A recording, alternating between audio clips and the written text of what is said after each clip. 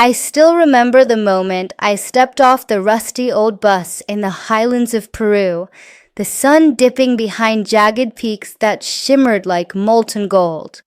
I was 28, clutching a tattered backpack nearly as worn as my hiking boots, and I felt equal parts terrified and electrified. A gentle breeze carried the distant hum of Andean flutes and the faint bells of grazing llamas. In that instant, I knew this journey would change me, and I'm here to share exactly how I squeezed every drop of possibility out of those winding mountain trails, so you can ignite your own passion for travel adventures. I grew up in a small town in Indiana, the kind where your wildest dreams rarely stretched beyond the county line. My parents were hardworking teachers who believed in stability above all else, a steady job, a house with a white picket fence, and Sundays at church.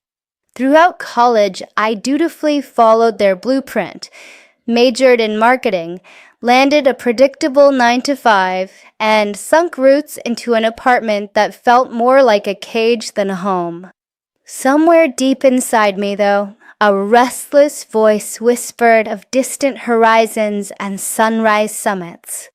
I silenced it with bills and deadlines until the day I realized I had 2 weeks of unused vacation left and no one to stop me from booking a flight to Lima. That first morning in Cusco, jet-lagged and half asleep, I wandered into a back alley cafe where locals sipped strong coffee and traded gossip in Quechua. The owner, an elderly woman named Dona Rosa, noticed my wide-eyed bewilderment and beckoned me over. She poured me a cup thicker than syrup, then slid a steaming plate of empanadas across the table. Her face crinkled into a knowing smile as she asked my age in broken English. How old, my hijo? When I told her I was 28, she nodded gravely and said, "Good age to find yourself." In that simple phrase, I felt permission to let go of expectations and become the person I had only dared to imagine. By day 2, I joined a small trekking group bound for the Salkantay Pass, a trek reputedly tougher than the famous Inca Trail. Our guide, Miguel, was a wiry mountain man with wind-chapped cheeks and eyes as sharp as eagles. He led us through misty cloud forests where orchids clung to mossy trunks and hummingbirds darted like living jewels. Each afternoon, as I hiked through slippery paths and thin air at over 4,600 meters, my lungs burned and my muscles trembled. But every time I thought I couldn't take another step, Miguel would turn and cheer, "Vamos. You're stronger than you know." His words became my mantra, and eventually I discovered an inner resilience I never knew existed. One afternoon, I slipped on a muddy slope and went sprawling into the ferns. When I sat up, soaked and bruised, I found my fellow trekkers gathered around me with concerned faces. That moment taught me something vital. Vulnerability isn't weakness. Sharing my struggle transformed a solo quest into a collective triumph.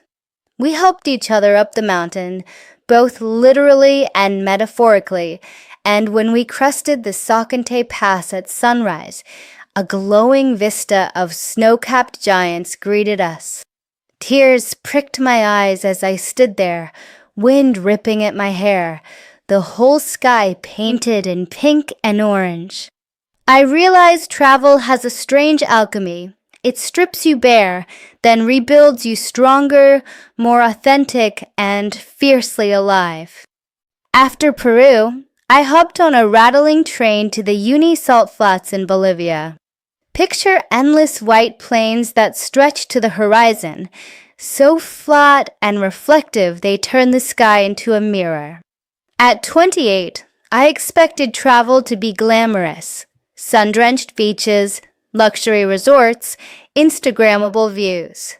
But there I was, shivering in sub-zero nights, bundled in layers, sleeping in a salt brick hotel. The cold gnawed at my bones, but the vastness humbled my mind. I wandered those crystalline fields at dawn, watching ethereal mists swirl across quartz-like salt crusts. Every step echoed in the silence, reminding me that solitude can be a luxury too, a chance to hear your own heartbeat and rediscover what truly matters. My journey then veered to Vietnam, where I volunteered teaching English in a tiny hillside village near Sapa. At first, I questioned my qualifications. You don't need a degree in education to teach hello and good morning, right? But when I stood in front of 20 eager school children, clutching my note cards with trembling fingers, I realized impact isn't about grand credentials. It's about showing up. Their eyes sparkled with curiosity, and their simple words in broken English, "My name is Lynn, I live in the mountains," felt like small miracles. In teaching them, I rediscovered my own voice, the thrill of making a difference, the joy of connection beyond borders. One afternoon, Lynn tugged my sleeve and led me to her family's terraced rice fields. We climbed narrow paths carved into emerald hillsides, her tiny hand anchoring me whenever I wobbled. At the top, she planted a rice seed for me, explaining in halting English that every seed sowed with care grows into hope and abundance. That moment became a powerful metaphor for my life, choosing to plant tiny seeds of courage in fertile soil, whether that be signing up for a language exchange, booking a flight alone, or simply saying yes to the unknown, can yield an extraordinary harvest of growth.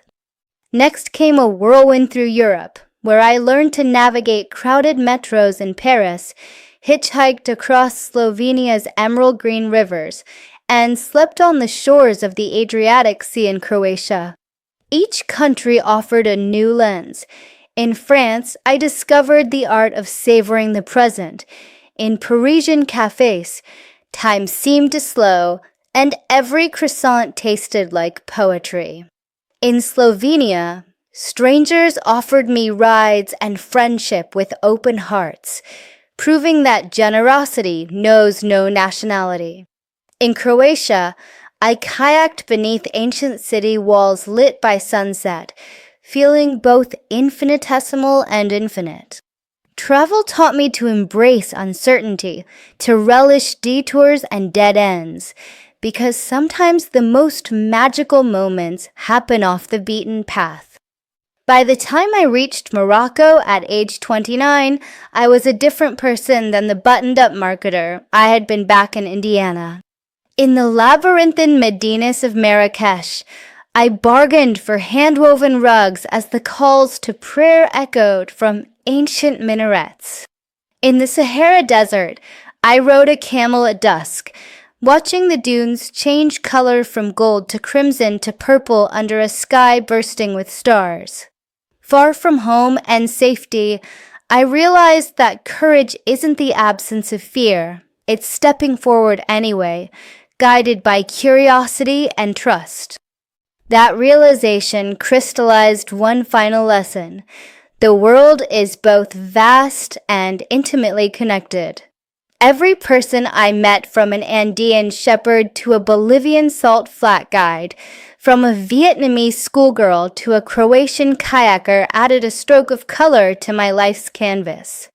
Their stories taught me compassion, flexibility, and the power of listening. Travel isn't just about ticking destinations off a list. It's about weaving your own story into a global tapestry of shared humanity. Now, back home, I look at the walls of my apartment covered in postcards, framed photos of snowy peaks and desert stars, and souvenirs that barely scratch the surface of a world waiting to be explored. I've poured every ounce of those experiences into a motivational script called Wander to Wonder, designed to guide anyone, no matter your age or background, through crafting their own epic travel adventure.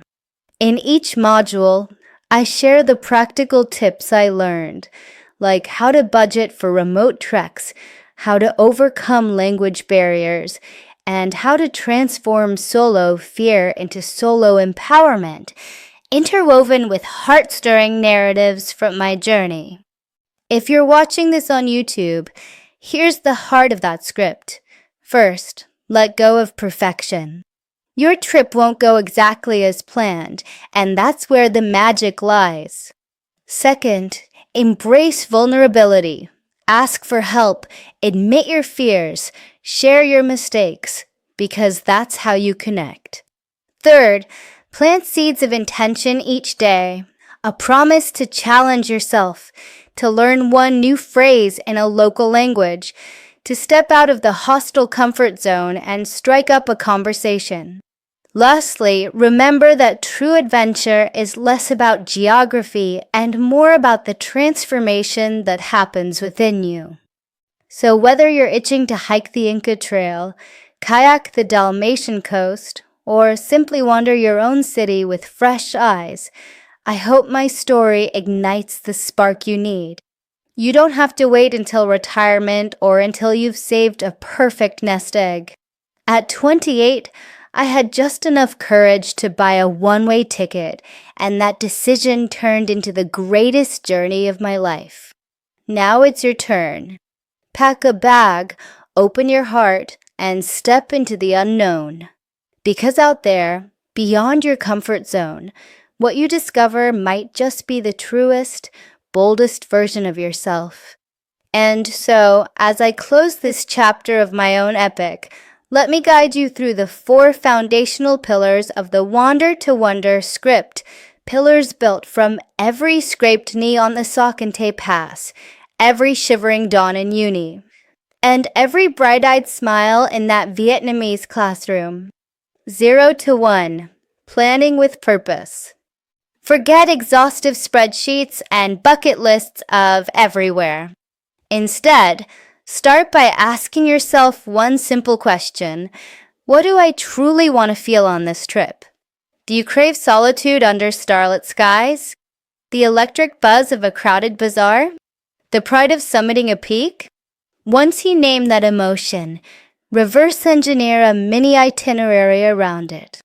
If you want awe, pick a remote natural wonder and spend more nights camping than in hotels. If you hunger for connection, choose homestays over hostels and book a language or cooking class with locals. In my case, journaling my top 3 travel dreams led me to Peru's highlands, where the vastness of the Andes reframed my sense of possibility. Equip and embrace gear, guides, and gut checks. One of the biggest mistakes new adventurers make is equipping themselves for the worst-case scenario, lugging 50 pounds of camera gear, power banks, and 3 pairs of shoes. Instead, learn the art of essentialist packing. Identify the one tool or skill that will deliver the highest return, be it a lightweight down jacket that gave me warmth in sub-zero uni nights, or the phrase book that opened doors in Moroccan Medinas. And don't underestimate gut checks. If a guide, homestay, or attraction proposal feels off, trust that little voice. My caution in Cambodia saved me from a tour rife with hidden fees and empty promises, steering me instead to a grassroots elephant sanctuary where I spent sunrise feeding rescued calves. Curiosity as compass, off-map moments. The real heart of travel lives in unscripted strain, a wrong turn down a crumbling alley, a sudden monsoon that strands you in a family's porch, or a firework mishap that transforms a morning ritual into an impromptu festival. These detours are golden. Cultivate curiosity daily. Set a micro goal to learn 3 new local words each morning, or to say yes to the first invitation you receive, even if it's just sharing tea with a stranger in a roadside stall. Such micro-adventures compounded into my most cherished memories. The night I accidentally gate-crashed a Bolivian birthday party and danced under fairy lights. The impromptu homestay in rural Slovenia that introduced me to a family's centuries-old cheese-making ritual. Reflect, record, release. The power of storytelling. If you don't capture your journey, does it even exist? Every evening, before the day's excitement fades into jet lag, carve out 10 minutes to jot down 3 scenes, 3 sensations, and 3 people you encountered. These raw fragments formed the backbone of my YouTube narratives, pulling viewers into the wind-whipped ridges of the Andes or the lantern-lit waterways of Vietnam. And when you return home, don't let your memories slip into a dusty drawer. Create a digital scrapbook, record voiceover reflections, or share a short clip with friends. Each act of storytelling crystallizes learning, cements inspiration, and inspires others to take the leap. These pillars aren't just theory. They're battle-tested strategies gleaned from real mornings waking up with frozen boots, nights spent negotiating over brass lamps, and afternoons whispering gracias as condors soared overhead. And now, I invite you to take the same framework and make it your own. Imagine this. 6 months from now, you're scrolling through your phone's photo gallery. One image stops you cold, a golden sunrise over a mist-wreathed valley. But the real power isn't just in the image. It's in how that moment changed your life. That sense of accomplishment still pulses in your veins each time you recall the climb, each time you recall the people who cheered you on. That is the true gift of travel. So here's your challenge, right here, right now. Pause this video or tab if you're reading and write down your core emotion, the one word that encapsulates what you want out of your next journey. Your micro-adventure seed. One small step you can take this week: research a remote homestay, learn a greeting in a new tongue, book an open-jaw flight ticket. Your storytelling habit. Commit to one way you'll capture your adventure: daily voice notes, sketching maps, or live social updates. Plant those seeds today. Tend to them this week. Watch as they sprout into confidence, discovery, and stories you, or even I, could never have imagined. Because at the end of the day, travel isn't about logging miles. It's about who you become in the spaces between your departure and your return. It's about stepping off that rusty bus, feeling the unknown in every breath, and knowing you are exactly, wonderfully alive. Now go grab your passport, your courage, and that tattered backpack. The world teems with wonder, waiting to rewrite your story. And I can't wait to hear how your next chapter unfolds.